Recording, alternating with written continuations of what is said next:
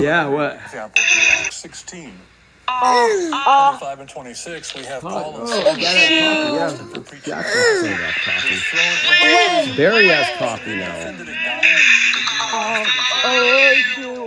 Let's read what this says, Acts 16, 25 and 26.